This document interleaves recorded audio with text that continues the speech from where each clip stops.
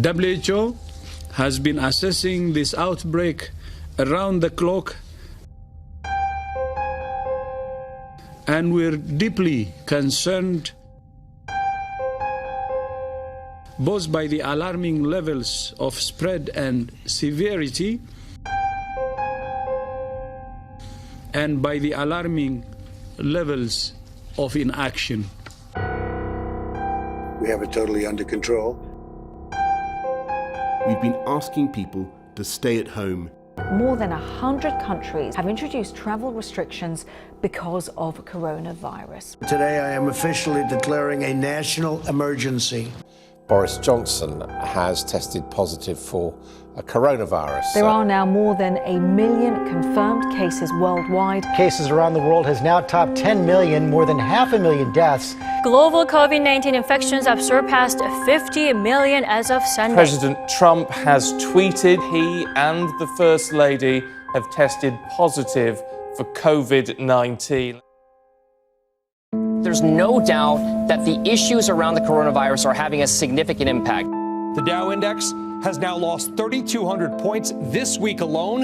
It is now down nearly 10% this year. The virus forced businesses across the country to close their doors. The economy this year has plummeted 11.3%. You have to go to the aftermath of the First World War to find anything comparable. But some sectors have been harder hit than others, and the futures of some businesses are looking particularly bleak. Nobody knows when theatres will be able to fill their seats again. It's an industry in crisis.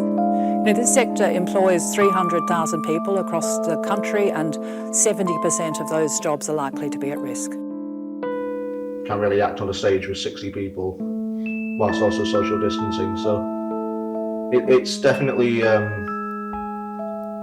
it's definitely been the worst hit out of all of our industries.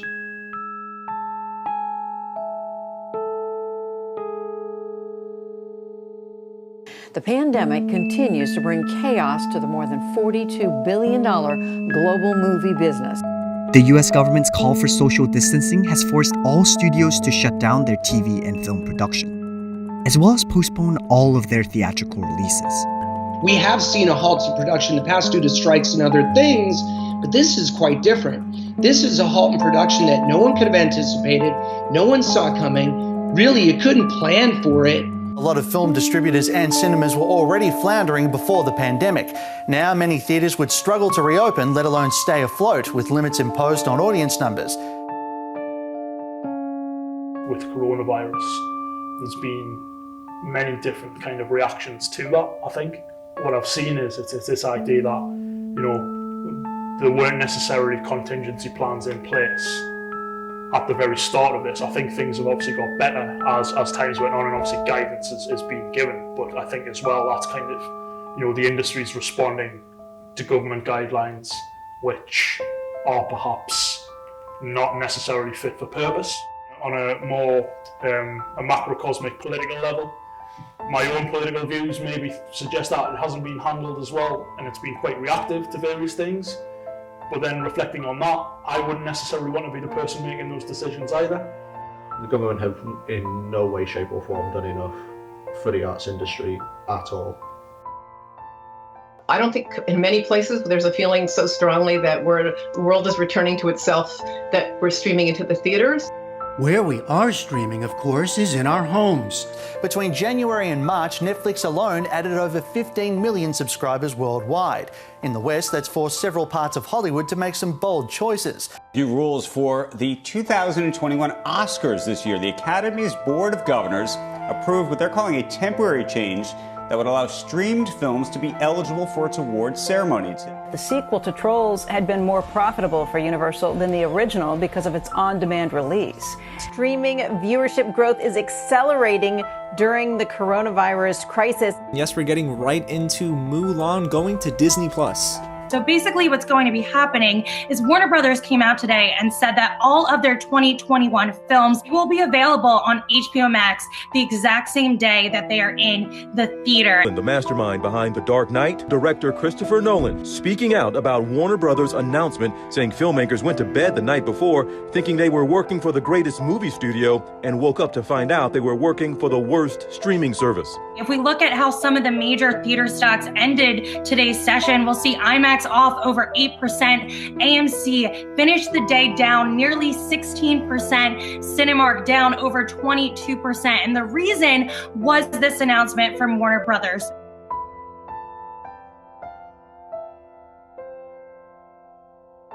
It's not sustainable, none of it is. And this is only happening because it's the last thing anyone expects it. I don't think any of these companies want to go without the theaters. I just think the theaters have a pretty tight iron grip on how things work. They've got kind of sweetheart deals that don't reflect the new way of streaming and all of these other situations.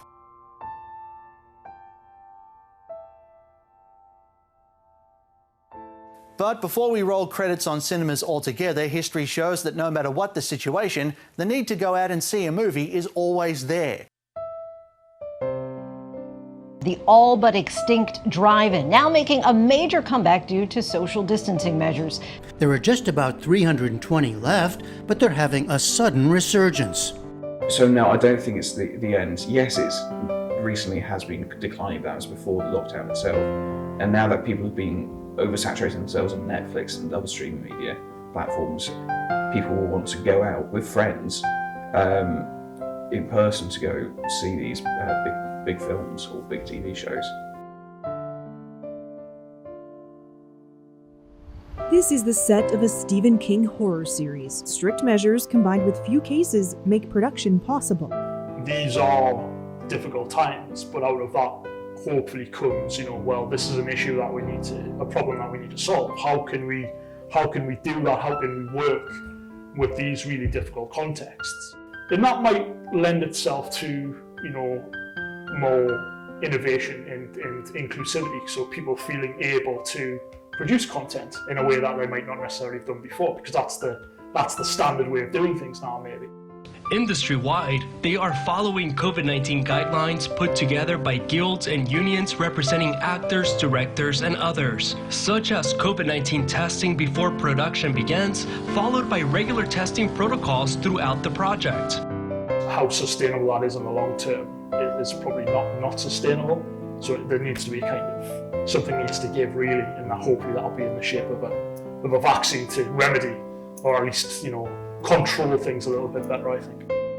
The Russian President Vladimir Putin says his country has registered the world's first coronavirus vaccine. And Pfizer and BioNTech reporting the first results from their phase 3 vaccine trial, saying that in this interim look, the vaccine showed to be more than 90% effective. Researchers have confirmed that the Oxford AstraZeneca COVID vaccine is safe and effective, giving good protection. In the last few minutes, the UK's mass vaccination programme against coronavirus has begun. This feels like a pretty important step forward for all of us.